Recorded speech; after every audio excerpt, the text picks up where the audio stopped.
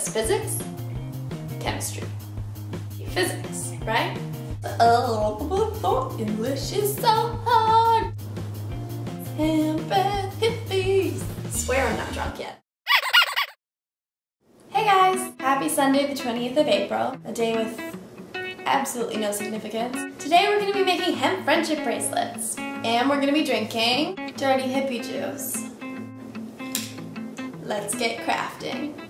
To make your own dirty hippie juice, you're going to need chilled vodka, blue curacao, ruby red grapefruit juice, a lime, some ice, a large tablespoon, and something to make your drink in. I'm using a mason jar because hippies love recycling.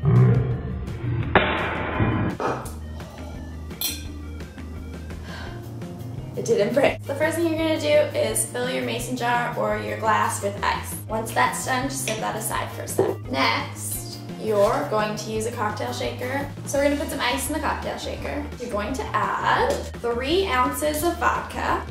You're going to add 1.5 ounces of blue curacao.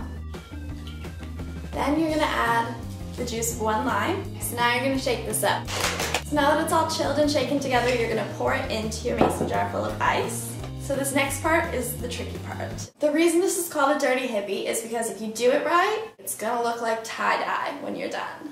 The reason that I chilled both the vodka and the blue curacao is you want it to be as dense as possible. The denser the liquid, the heavier it is, obviously. You want that at the bottom, and then you want your juice to be as less dense so that it floats on top of the alcohol. So I'm using room temperature juice, and the warmer a liquid is, the less dense it is, and therefore hopefully it will float on top. Also, to help with this layering effect, that's what we're going to use our spoon for.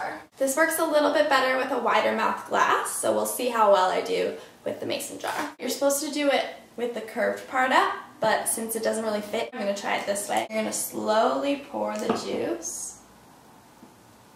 Here goes nothing. So that didn't exactly work the way I intended, but it is still separate. For some reason, the blue ended up on top, even though it should have been heavier than the pink. It's sort of a muddy, purpley tie-dye color. And I think it still looks pretty cool, so I'm going to call that a win.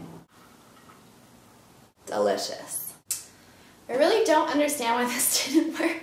Science, you elude me. If anyone happens to understand science better than I do, or you have any clue as to how this happened, please let me know.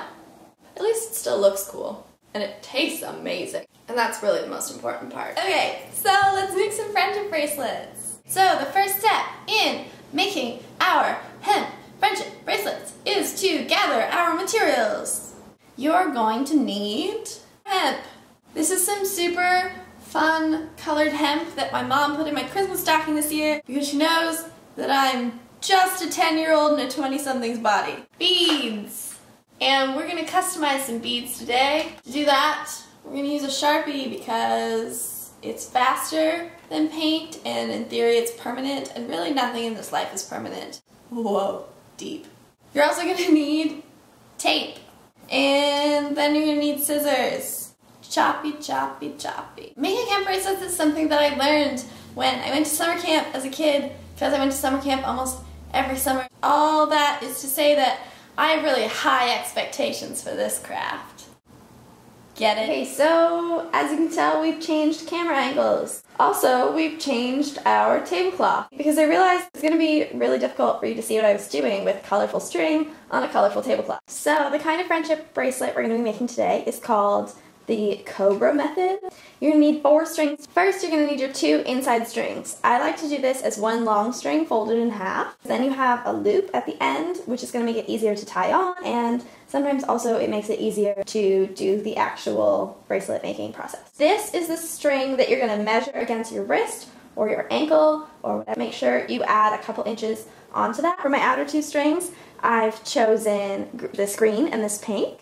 The outer 2 strings need to be way longer. You're going to want to measure these to be approximately at least an arm span's length. Next, you're going to tie a knot. Next, we're going to put this aside for a second because we're going to figure out our bead situation. So now we're going to use our Sharpie to decorate our wooden beads before adding them to our bracelet. So I'm going to take my first bead and I'm going to draw a peace sign. And then I'm just going to set it aside to let it dry.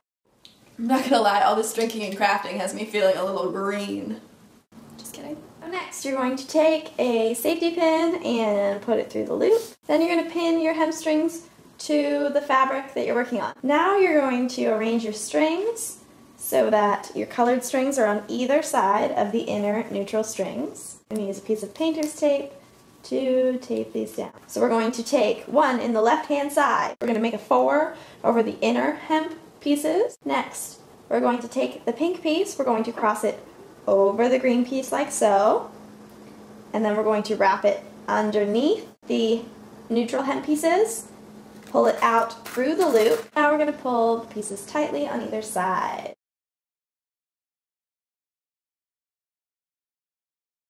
Okay, so now that we've done 20 knots, I'm going to add my first bead. You're going to put the beads through both of the middle strings. So you're going to do the 4 with the green, and over under the brown through the green with the pink, and tie it tight, and this time it's going to tie tight around the bead, like so.